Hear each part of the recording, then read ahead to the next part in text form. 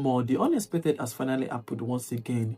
News just broke about former President Olusegun Obasanjo during the program with Goodluck Ebele Jonathan. And this particular claim has caused serious buzz on the internet. Well, what to be the claim is that former President Obasanjo is planning to run for a third time as president for this country where we did. And guess what? This left a lot of people speechless. Everyone is now asking, what did really happen for this country again? Whether the claim is true or not, people are just confused. But don't worry, everything you need to know about this update is right here in this video. Just stick with me till the end so as to get the full gist. But hold on, because that's not even the end of it. Since El-Rufai was not confirmed as minister in 2023, his relationship with President Tinubu don't spoil completely. This man don't switch up from ally to full-blown political rival. News about El-Rufai planning a coalition to unseat President Tinubu come 2027 is not new. But guess what? Recently pointed out that President Tinubu is planning to run for life, turning the presidency to forever and ever. Just like some African leaders we know. It can't be like saying now from play with the enter movie now. Now, please take a listen and let me know what you think about everything in the comments. Yeah, I can go to town on the topics, but I don't want to do that. I would prefer to listen to you. First on the President Olusegun Obasanjo saying that if he wanted a third term, he could have achieved it. Well, I think that 2006 National Political Reform Conference was hijacked by proxies, including a famous character who said, what money cannot do, more money will do it. And that National Political Reform Conference was also not backed by law, which is the basic difference between the 2006 National Political Reform Conference and the 2014 National Political Conference by the Jonathan administration. But the devil is in the details. In other words, I'm saying, in my view, I think President Obasanjo was right when he said, look, his interest was debt relief, not third term. But we run a country where people are more interested in their own pockets, and they will fight proxy wars, and they will try to enrich themselves. Can Nigeria go after those people and remind everyone? I don't want to mention names, but maybe you know who those proxies, those culprits are.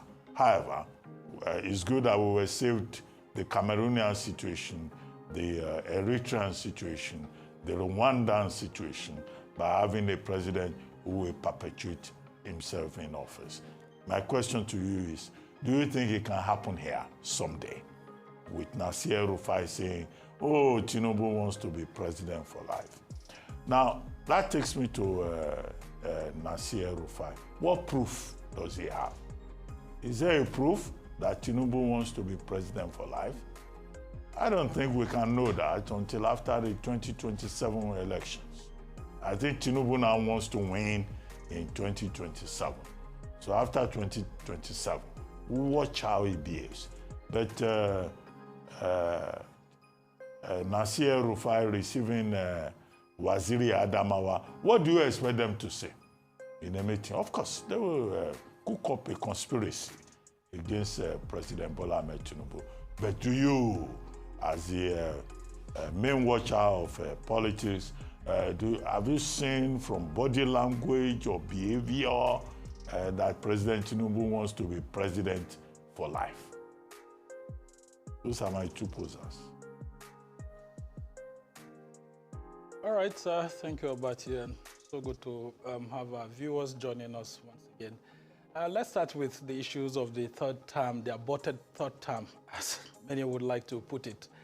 The first point here is that not so many Nigerians, people within the international community actually believe former President Olusegun Obasanjo.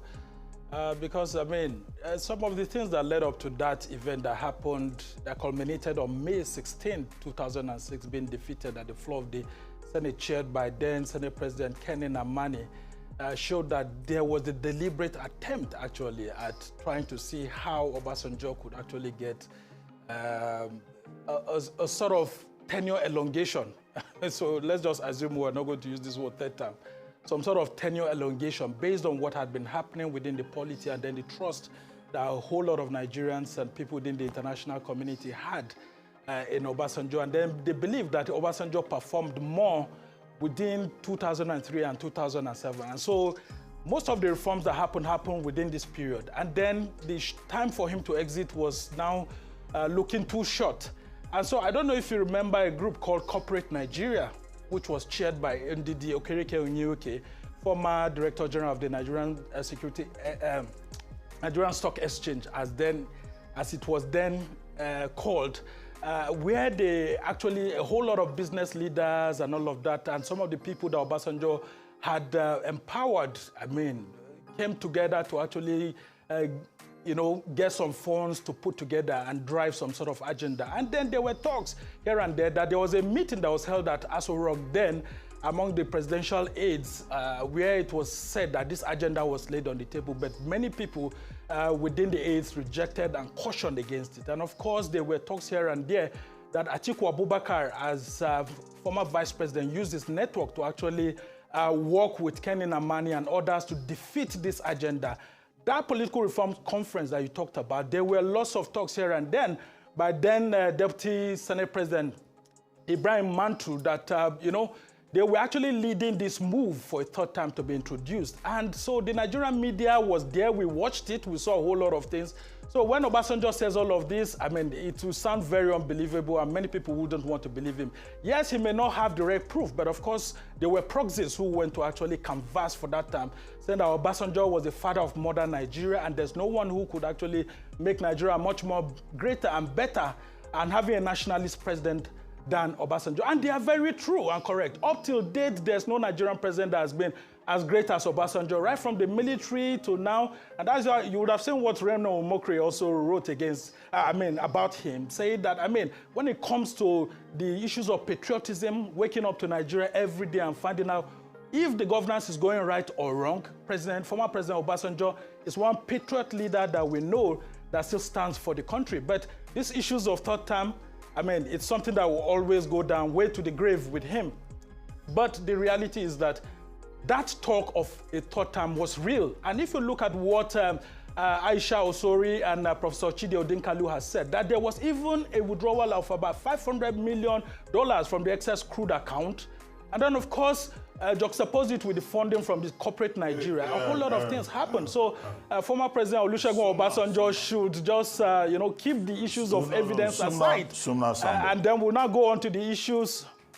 Sambo, President Obasanjo is saying, if there's anybody alive today that said he discussed third term or tenure elongation, as you insist with him, that person should come out and say so.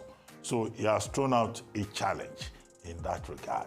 As for the proxies, the contractors, I just complained about all these consultants looking out for their own stomachs. I think that's the challenge that we should address. But Nasir El-Rufai saying Tinubu wants presidency for life. Where is his evidence? Yes, when you talk of that, definitely, you see it's just a political contraption being put in place by Atiku and El-Rufai trying to say that, Tinubu has all of this. But, you see, these are political games that the elites usually play. And all of these people are friends, political friends who are just trying to play on the intellect of Nigerians. What I'm saying here is that El-Rufai and Atiku Abubakar are suffering from the same thing that Tinubu actually suffered from this set of people. Because in 2003 to 2007, don't forget, El-Rufai was FCT minister, Atiku Abubakar was vice president, and Tinubu was facing the heat from the Obasanjo-led administration then, and he was being, pushed here and there. So here we are, 20 years on. Tinubu is president. El-Rufai is in opposition, Atiku is in opposition, and Tinubu is trying to pay them back. So my suspicion is that it is what is happening at the National Assembly that's making El-Rufai to feel this way, that the National Assembly under President Bola Tinubu seems to have been totally hijacked, and everybody seems to be kowtowing to what President Tinubu wants. And so from their own thinking, if the National Assembly doesn't seem to be standing on behalf of the people, and it's looking like an extension of the executive branch of government, then of course President Tinubu has a further ambition. But President Tinubu is entitled to a second term, and he's not in his second term that will start, saying all of this. Okay. So I just want to say that Nigerians should be very careful of some of the things that they hear from the opposition. All right. Because we don't have enough proof. I want to... but my suspicion is that it is coming from this angle, actually. Let's get deeper into some of those allegations, Sumner.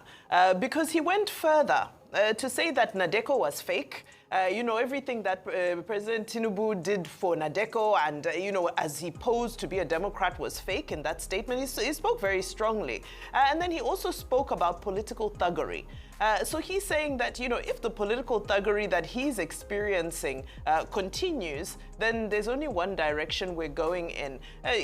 My question to you is, if you look at the ingredients that are available currently, on the ground in the political climb, especially compare them to an era where reportedly, or shall I say allegedly, and former President Olusegun Obasanjo is said to have if based on reports, he's said to have had the power, if he wanted to possibly have been able to manipulate the system for a third term. If we're to put everything in context, right?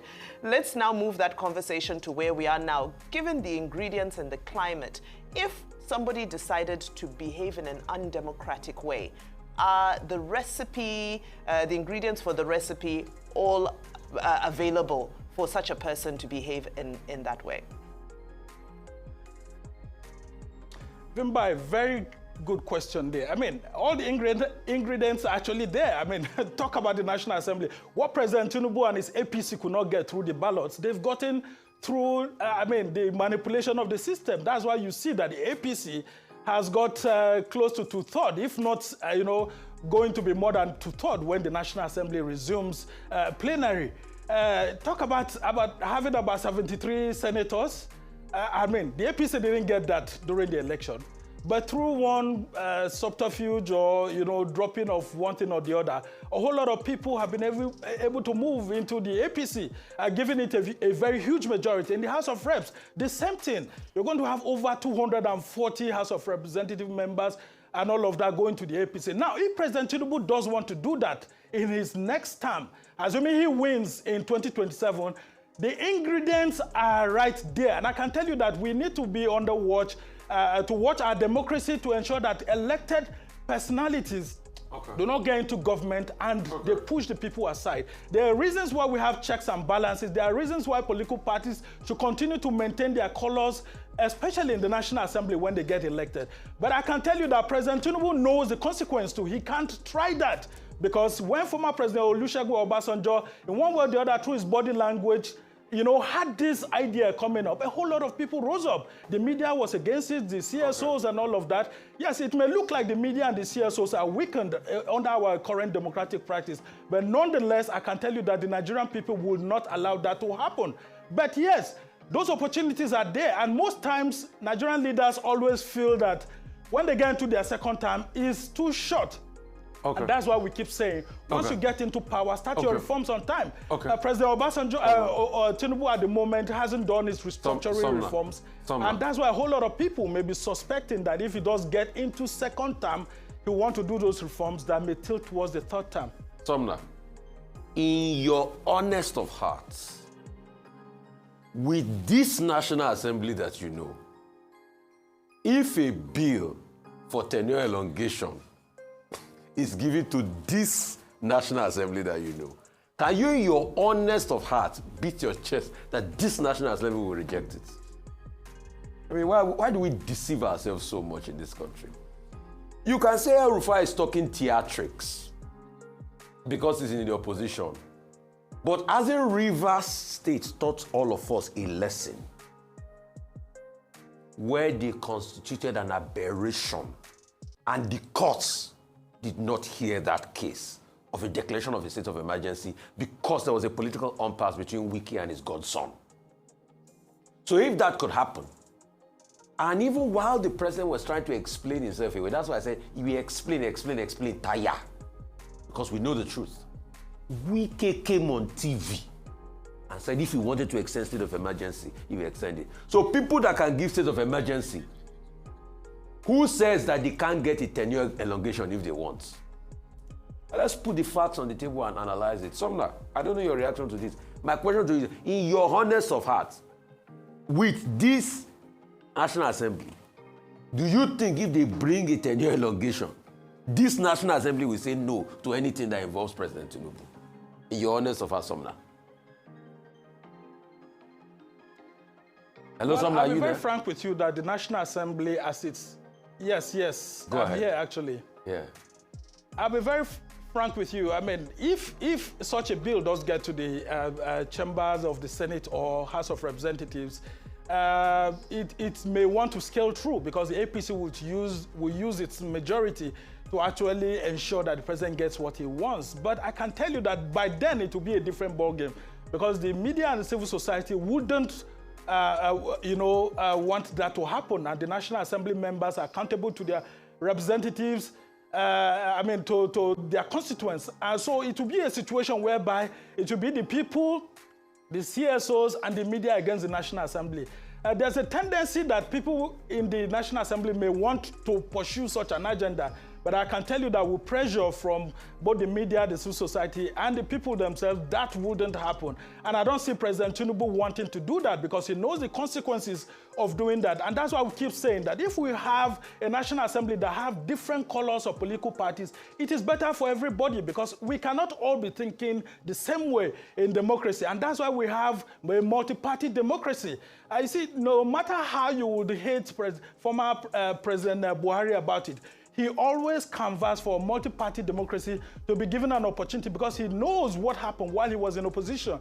And I think that this is the time to call on President Tinubu to actually do the reforms that he talked about while he was in the opposition. The issues of INEC chairman, the next INEC chairman, like I keep saying every time I come here, Nigerians must not leave that system to the executive alone. Let's have an idea on who the next INEC chairman is. We should have enough time to debate the good and the bad aspect of the person. Okay. And then, of course, let's look at other reforms, the issues of restructuring. Why has President Tinubu and his APC not do all the restructuring that they promised? The El-Rufai committee that was set up by the APC and all the reforms that they proposed, it hasn't been done. So maybe these are the sum total of the things that are making El-Rufai, Atiku, and all others saying that. Thank you very much. It's clear that we're pointing towards if they will give me the job, one-party system. If they will give me the job, I would like to be the next INEC chairman and help them to run elections. But would they consider me? You know, so many political issues on the table, including Ibokite Ibas in Rivers, who is saying nobody should probe the 6 months. I'm not gonna lie, the heat is real. El-Rufai has turned into one of Tinubu's violent critics and is not holding back at all. I'm saying this government, a local administration, is worse than military regimes. To calling out tenure elongation and comparing Tinubu to Paul Biya, to accusing the APC of abandoning its ideals. See, El-Rufai is clearly on a mission. He even dragged the president's cabinet, saying it is filled with loyalists and people with no solid economic vision. And the presidency, the clapback, with Bayo Onanuga saying El-Rufai needs help. Then there's former President Olusegun Obasanjo. He's not taking the third term allegations lightly. Baba said, and I quote, "If I wanted a third term, I know how to go about it." He even challenged anyone, living or dead, to bring proof if he ever lobbied for it. More just like I used to say, now only God knows what they happen behind closed doors. But one thing is sure, the political gbos don't enter full season. Stay alert. As always, don't forget to like this video and share to other platforms so others can get to see this update. And if you enjoy this content, you want more like this, it is easy.